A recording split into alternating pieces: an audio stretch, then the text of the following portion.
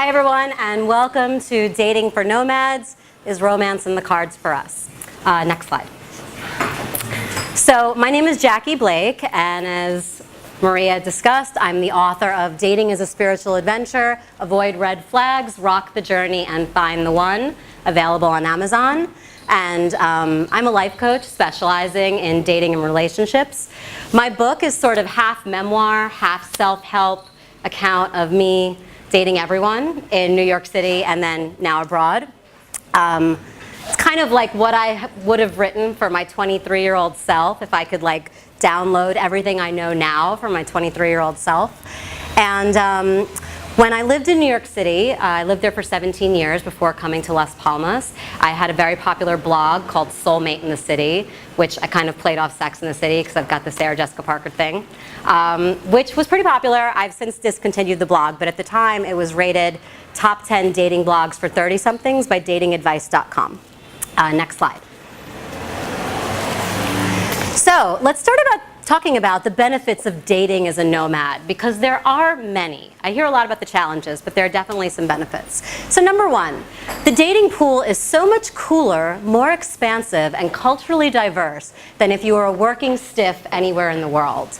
And I think for those of us who have been working stiffs before this experience, we know that, right? I mean, there's so frequently you go out, you go on dating apps, you go to meetups, and I bet in this room alone there are probably people from 15 countries. And I think that's pretty amazing, because I'll tell you, for 17 years I lived in New York City, which even though it was rated by the New York Times as the most culturally diverse place on planet Earth, I don't think you actually get to enjoy that, because just like me, everyone else was working 80-hour weeks. So you don't actually get to go to dinner with these people and go on dates with them and go out with them. Whereas as a digital nomad, as you travel the world, you get to enjoy the cultural diversity of all of the places. Next slide. Okay. Nomads are generally seeking new experiences and are open to a lot more than regular civilians. And I think for any of us that have dated back in the real world before, we see how people can often get very set on the type of person they should date and what religion they should be and what job they should have and what they look like. Specifically with regard to digital nomad men, I find that they're very open to new people and experiences and are a lot more open, I want to say, again, in the aesthetic barometer that they would use to date someone, and are not like, oh, I have to date a woman that only looks like this. They're actually, because they're so open to like new places and new experience, they're open to new types of people from new cultures. And they don't really have fixed ideas about who they should be dating. I think that's a huge positive. When it comes to digital nomad women, what I've seen, the likelihood that you will have to rescue one is very low, because she's already rescued herself. And the digital nomad women I've met, I mean, they're really sort of fantastic, and they're either, you know, entrepreneurs or remote workers who really have just chosen a totally different path that as women sometimes we're judged for, and they've done it anyway. They didn't care. They decided they wanted to be happy. So I think digital nomad women are pretty awesome as well. Next slide. So I think as a digital nomad, it doesn't take very much to create a really romantic date when you're in a new place. My favorite first date as a digital nomad, going for a walk. I know, revolutionary. It's free, it's fun, it's fabulous, it's new, right? And I think, again, for those of us who have dated back home, there can be a lot of pressure and expectations on dating, especially for those of us from the United States. Thank you, Hollywood. There's so many stupid expectations about what money he spends and if we're gonna have sex on the fourth date, or, you know, just weird sort of stuff. Not as a digital nomad. You literally could just walk outside or hop on a bus somewhere and have an awesome date full of novel experiences, so you can see if the personalities actually meld. Next slide. So now let's talk about the challenges of dating as a digital nomad. So this is what I hear primarily. Number one, I've chosen a non-conventional path, and I'm afraid that if I meet someone in the regular world with a regular life, that they are not going to understand what I do. And that's fair, because a lot of people don't get this. It is a little weird to some people just sort of running around the world. And I think this is very valid, Because the truth is, if you're a digital nomad and you've met someone and they want to have like 2.5 kids and 1.3 dogs and like a mortgage in the suburbs with 2.6 cars, you probably want to know that information up front, because maybe your life and theirs are just not going in the same direction, which again is totally fine. Everyone's entitled to their life. What I would say though is that if you do meet someone who is not a digital nomad, don't automatically disqualify them, because you don't know where they are in their life. Maybe they're looking for a change. Maybe they didn't even know this was a possibility, and they're like, oh wow, look at that cool guy I met. You know, he's a digital nomad. Maybe I could do something like that. So we don't want to disqualify people that are not inside. Let's go to the next slide. Okay, challenge number 2. This is the next thing I hear a lot. I'm always moving around, and so is everyone else. In this environment, how can I have a lasting relationship? Do I ultimately have to sacrifice my plans or compromise more than I'm willing to in order to have a real relationship? And I think the answer to that is both yes and no. Yes, there is generally some level of compromise, because if you want to go to Brazil and they want to go to New Zealand, someone has to compromise, okay, or meet somewhere in the middle. But I would say no, it's not an undue sacrifice, because when it's the right person, it actually just feels like a deepening of your own adventure and not like you're sacrificing your life. Yeah, let's go to the next slide. So I actually took this quote from an article by an author, Rania Naim. Maybe there is no such thing as wrong timing, just people who don't want to try. Okay? And I like this quote because I think it's very powerful for us especially. But maybe there's no such thing as wrong timing. Maybe just the wrong people. Maybe we use timing when we're not sure of our feelings, or when we don't want to take someone else on a journey with us and end up dropping them in the middle of the desert. For nomads, this could mean the literal desert, not just the emotional ones, all right? Not good to leave people there. And maybe we use timing when we're scared to confront ourselves, our feelings, and let someone else in, or let them see what we've been trying to hide from the world. But the truth is, some people make the timing right. They make the distance closer. They make the journey safer. They make the hard times easier, and they make themselves ready. They make the timing right when they meet the person that intrigues them, the person that makes them smile, the person that makes them believe again, trust again, and slowly love again. They know that the conditions will never be perfect to get to know someone or be in a relationship, because there will always be something standing in the way. But they also know that there is always a way to make it work. There is always a way to find a balance, to meet halfway, to compromise. Next slide. So here's the thing. It's not inherently wrong to not be willing to adjust course for someone else. It is wrong to leave these guys in the desert, okay? But just don't leave people there. But as long as you're honest about your intentions, it's not wrong. Everyone's allowed to choose his or her life. I would say just don't lie to yourself and play the victim and say, oh, I can't find a relationship because no one understands my life and the timing is always wrong and all of that crap. Just tell the truth. I can't find a relationship because I'm not willing to compromise my plans for someone else. And that's so fine. Like, own it, embrace it, live it. There's so many good things about being a free bird, free of attachments, and live it until it doesn't fit. Because one day, maybe it won't fit. But what I would say is I do believe that it is wrong person, not wrong timing. I don't know that timing really is the clutch here. Okay, next slide. All right, so the third unique challenge, this is what I hear. It's easy to get laid, hard to find a relationship. What's up with that? How do we even begin to attract a partner? And I would agree with the proliferation of lots of apps. It is easy to get laid, for the most part. But that gets old pretty quick. So how do we begin to attract a partner?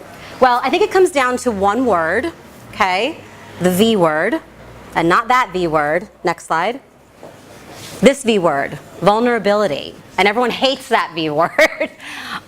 So yeah, please tell me there's another way. What does that even mean? Well, I'll tell you what it doesn't mean. It doesn't mean like laying on Oprah's couch and crying about everything that happened when you were a child and just like, you know, oversharing. That's not vulnerability.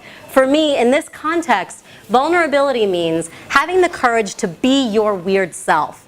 Having the courage to say exactly what the fuck you feel. Exactly. Because the truth is, if you're meeting a fellow nomad, we're all a little weird. This is a really weird demographic. Like, who lives like this? None of us have homes. We don't have like a car. We don't have stuff. We just like buy new clothes. Like, the only difference between us and homeless people is that we have a job, we eat, and we like shower most of the time. But like otherwise, there's not much of a difference. This life is weird, okay? But that's what makes it great. The fact that it's so weird and special is the beauty of it. I would say be your weird self to attract the right partner.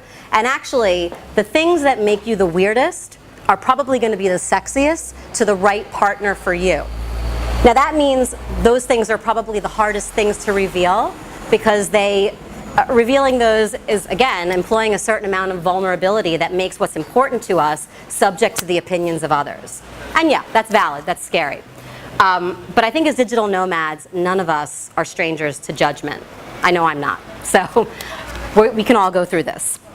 I'd like to tell a couple stories about, again, vulnerability in this context that I've experienced since moving to Las Palmas. So when I first got to Rest Station, we all went to dinner, you know, as we do. And there was actually at the dinner a guy in our group from the Netherlands. And he was talking about how he had arranged these trips for, you know, a bunch of his friends from the Netherlands. And on these retreats, they were going to both Israel and Palestine, because he really wanted to get a deeper understanding of what was going on in that part of the world. And he was talking about it, and I was so like impressed. Like, look at this guy that like arranged these trips, and he could speak about this conflict with such compassion for both sides. I mean, I was basically falling in love with him at the table, because it's weird, it's different, but it's awesome. All right, got some vocalists outside. They're being their weird self. Does anyone want them? Okay. Okay, so another story, again, about vulnerability with regard to this environment. I was at a Rest Station lunch one Friday, and I was seated next to these 3 German guys. And since I've come to Spain, I have to tell you what I love about the Germans is you people are freaking direct. I love it. Like, Americans sugarcoat everything. We like can't, you know, hear it. Like, the Germans just go in, and I think it's great, okay? So anyway, so these 3 guys. And so one of them was asking me for advice about what he should do in his dating life. And let me set the stage. I mean, this guy was like 6'4", body that would like make Arnold Schwarzenegger cry. Like, the fact that this guy had like any problems in his dating was just like, come on. So anyway, I said, well, what's going on? You know, what would you like to change? And he said, you know, I feel like I meet a woman and things go well for a while, but then it gets really boring. Or I got to know her, and what I got to know wasn't an accurate picture of who she was. And so I want more real, honest conversations with women. Like, I really just want it to be like interesting and deep. Essentially, what he was saying is that he wanted vulnerability. So I asked him, well, okay, so what are you doing to change your outcome? And he said to me, you know, now when I meet a woman that I think is attractive, literally on the first date, I just say to her, tell me the worst thing about you. Like, just tell me the worst thing about you. Because if you tell me the worst thing about you, and I'm okay with that, then we have somewhere to go. Like, if I can accept it and everything else is good from that point, then we can actually do something here. And you know what? I said to him, I think that's freaking brilliant. I don't think you should change a thing. Because, I mean, again, a question like that is very German and like straight to the point. But it opens the door to honesty and vulnerability. Now, when I met my now boyfriend, which we'll discuss in a little bit, I told him this story, and on our second date, we had this conversation, and I asked him, what's the worst thing about you? And he told me, and it was something I could accept, and actually, I saw where he stood in relation to that thing, so I kind of got an insight into where he was going, right? And he asked me, well, what's the worst thing about you? And I told him the truth. I said, you know, this is our second date. I'm not ready to share that.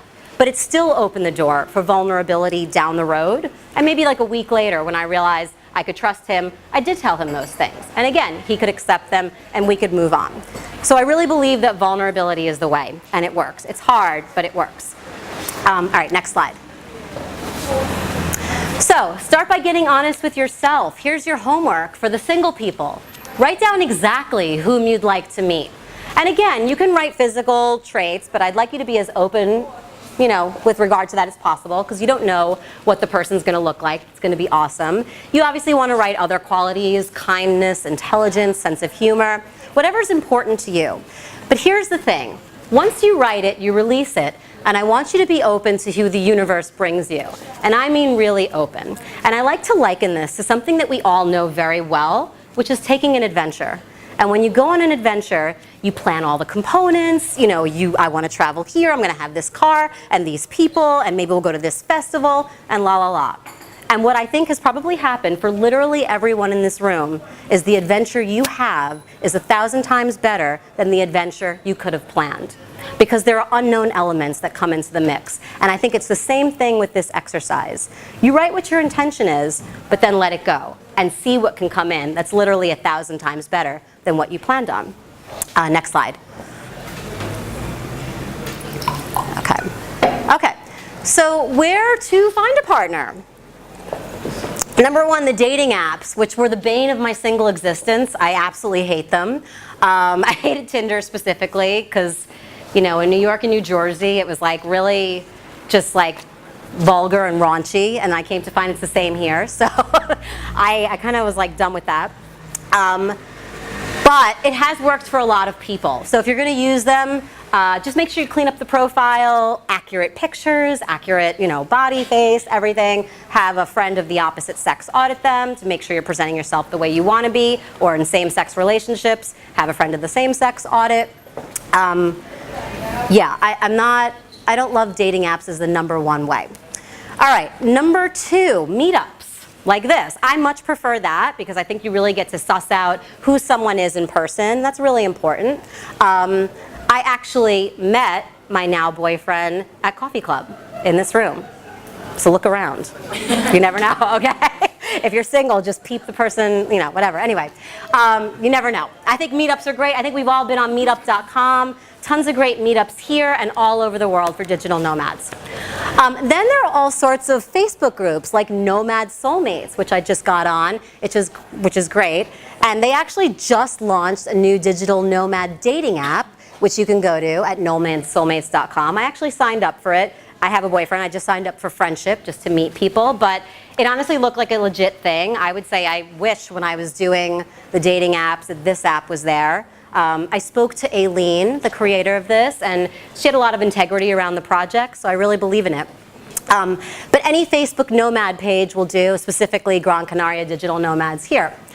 Obviously, you can meet someone at the co-living or co-working spaces. I remember, like, literally my first day here after, like, Miriam welcomed me.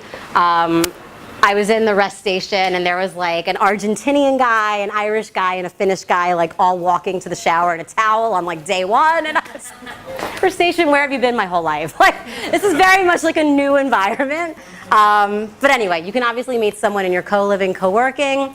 There's lots of Nomad events, like the Nomad Cruise, which I heard is tons of fun. Hookup Central, a lot going on that cruise.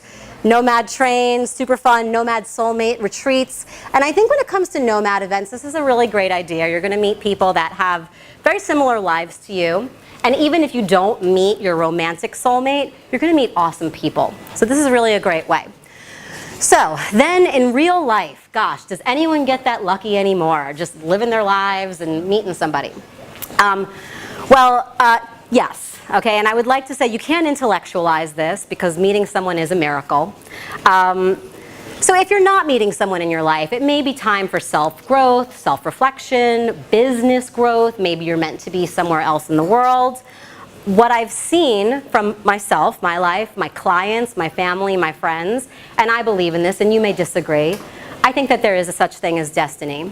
I absolutely do. And that there is a date on the calendar that if you have not met someone, you will. Now, I don't think there's anything you can do to move that date closer. But what I do think you have a choice over is whether you want to be happy or miserable until that day. And I see everyone in this room. We're in Las Palmas, digital nomads. You guys have chosen happy. I mean, whatever you've had to do to get to this place, you've decided, I'm going to be happy in my life. So again, we've already got pretty good lives, right? When you do meet someone, they should make your life better. because it's already pretty good. Bring out the best in you, all of that type of thing. All right, you can go to the next slide. So what I've seen in this demographic as nomads is that we're all pretty much crazy dreamers. And whether that dream is entrepreneurial, whether it's a travel dream, anything. This is a room of people with dreams. So specifically with regard to the polarity of male-female relationships, here's what I've seen that means for us. Ladies, if there is a man that you like, can you hold the highest vision of what's possible for him? I mean, I'm talking really hold it in your heart. Listen to what he says that he is trying to create and give energy to that. The type of inspiring, creative energy that only a woman can give. Because I'll tell you, that's what he wants most from you. That's what will create emotional intimacy. Men, on the flip side, if there's a woman that excites you, that really just drives you gaga, can you hold the highest vision of what's possible for her? Can you validate that what she's doing is good, important, intelligent, creative, and even brilliant? And can you still leave space for her to fall apart sometimes without thinking she's crazy? Because that's what she wants most from you. And I do see this sort of, like I said, I mean, men and women are not very different, but there is sort of a female energy and a masculine energy that can be present in heterosexual relationships. And this is how I've seen that it applies to us. Okay, so nomads talk, well, nomads, I guess, and everyone, I've sort of heard talk about, like, I've read in some of the blogs, like, ugh, like if you meet your soulmate, it was just like dumb luck that like you guys were in Lisbon together and met. And like I said, I believe in destiny. I'm certainly not the authority. And I think there's an unknowable mystery about why we meet certain people when we do. But let me tell you a little bit about my story. So like I said, I just got here in September. I'm probably a little older than most of you. I'm 40 now. Last year I was 39, living in New York City as a personal trainer, nutritionist, and yoga instructor. You can go to the next slide. This was me. Okay. I took this picture. I did not buy this because I didn't want to own it, but I thought it was awesome because I was single as fuck. Like, I could not meet anyone, I guess because I was sort of unhappy in my life, right? And probably like a lot of us start, I just traveled all the time to just run away from my unhappy 60-hour work week life to like barely get by in New York City. And I was like, I can't do this anymore. Like, something has to give. So then on New Year's Eve 2016, I went on vacation to Ireland. Next slide. So at a chance meeting at a youth hostel in Galway, I met the woman in the middle, Lindsay. So Lindsay is from California, and I met her in Galway, and she was teaching English in Mallorca. And I said, how the hell are you doing that? Like, I mean, I'm a little older. I didn't know this was like possible, right? And she told me about it, and I sort of had this cockamamie idea. I was like, maybe I'll apply. And then when I was filling out the application, you get to choose where you'd like to be. And I was like, well, I mean, Canary Islands, because duh, like who wouldn't want to be here? So I then got accepted to teach English in the Canary Islands. And my thought was, well, am I going to give up my whole life and my whole career to be a part-time English teacher in the Canary Islands? Like, that sounds ludicrous. All right, I stood underneath Poseidon's penis. I just could not find a boyfriend. I did not know what was going on. But you guys know this statue, right, on the way to the airport? It's a great picture. All my friends loved it. Anyway, so yeah, like I said, doing the apps, doing the meetups, not really meeting anyone, nothing clicking. And I was like, you know what? I actually got what I wanted. Like, I'm finally happy. Like, I'm here and I'm living and I'm happy. This is great. Like, I am going to stop searching because I'm living this and this is great. And truly, I'd rather be single than do kind of like the half-ass bullshit dates that people do today, which I have no patience for, no tolerance. So I was like, yeah, I'm just going to do my thing. Next slide. So then I met Johnny FD, who a lot of you probably know. We became friends in a larger digital nomad crew. And, you know, dinner, all this stuff, we met people. So I wanted to do a tour of Vegeta. And I found this, what was it? Like, just like a regular walking tour, okay? And Johnny told me he wanted to do this treasure hunt tour. And I was like kind of in a lame mood that day. I wasn't really feeling it. And I was like, nah, let's just do the regular tour. All right, we did the regular tour. I later found out that the guy that I was soon to meet in a few weeks was on that tour that Johnny wanted to take me on. And he was on that tour by himself, okay? So I missed an opportunity. Now that tour is run by Elena and by Handy Visits. My boyfriend loved the tour. He said it was like the best thing he ever did. So if anyone needs to take a tour of Vegeta, see this woman over here. Okay, so that was opportunity number one. I totally missed it. Next slide. All right, so then a couple weeks later, Mr. Johnny FD was doing his coffee club talk. And I went, and then Maria asked people to stand up and announce their meetups at the beginning, and I did, and I announced my yoga meetup, which we'll be back on once the weather is nice, and it's Jackie's Yoga Las Palmas on Facebook if you want to join. But the point of that is, don't be afraid to stand up and be your weird self. Announce your meetup. I mean, yoga's not that weird, but even if it is weird, because maybe someone else will think it's great. And as you can see, here I am, listening to Johnny, and wouldn't you know, this cute British guy was interested in yoga. So Johnny finishes his talk, and I'm outside, and cute British guy comes up and starts talking to me about yoga. And we keep talking, and we keep talking, and then we went for a drink, and we kept talking. And we turned around, and like everyone was gone. So then we went on my favorite date as a digital nomad, and we went for a walk, and we walked along El Paseo, and 6 hours later, I turned around and we were still talking. Quite a long date. So we started dating. And a couple days later, I went to the Women in Business Las Palmas luncheon run by Maria and our own Laura Leon, who most of you know. And I had been living here for a time, and I wanted to take some Spanish lessons because, as you know, it can get a little challenging if your Spanish is not that great. So I asked around, and literally everyone I asked said, if you want Spanish lessons, you have to see Laura Leon. So she was at the luncheon, so I mentioned to her, hey, Laura, you know, I'm thinking about taking some Spanish lessons. Maybe we could talk about this later. And she said, okay. After the luncheon, she came up to me and she said, Jackie, I'm going to put you in a semi-private lesson. Now, I had not consented to this. I didn't know how much it cost. I didn't know what time. I was like, wait, like what? Like I didn't realize you were just going to throw me in a lesson. And she said, yeah, I have this British guy that needs a partner. And I was like, what's that British guy's name? And wouldn't you know, it was my British guy. So that was take 3 that the universe was trying to bring us together. Luck? I don't know. Like I said, I believe in destiny, so you can call it whatever you want. Now, nothing, no, not yet. Nothing about our relationship is convenient. I'm from the United States, he's from the UK. I live in Gran Canaria. He had to go back to England because he was only on a temporary project here. I'm 40, he's 24, which is actually convenient for me, but you know. I don't know about him. But anyway, so why the hell are we doing this? Next slide.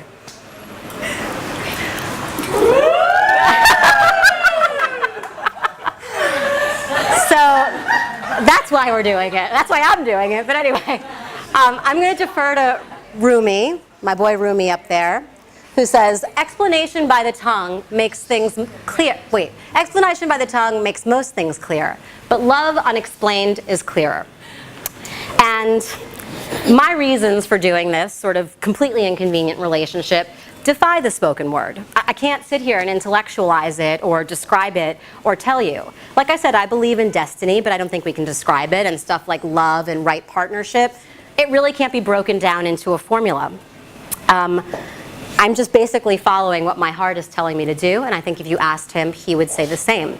So, what I would like to say to you and leave you with, my fellow digital nomads. Next slide. You have chosen a very unconventional path.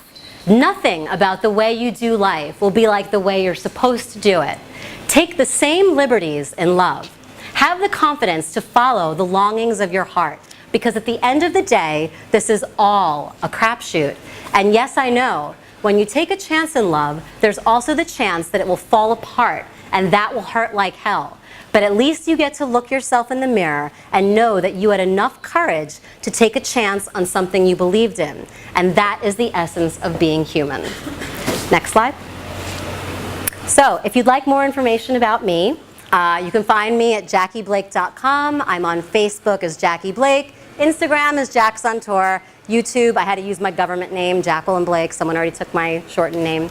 And that's it. Thank you, guys.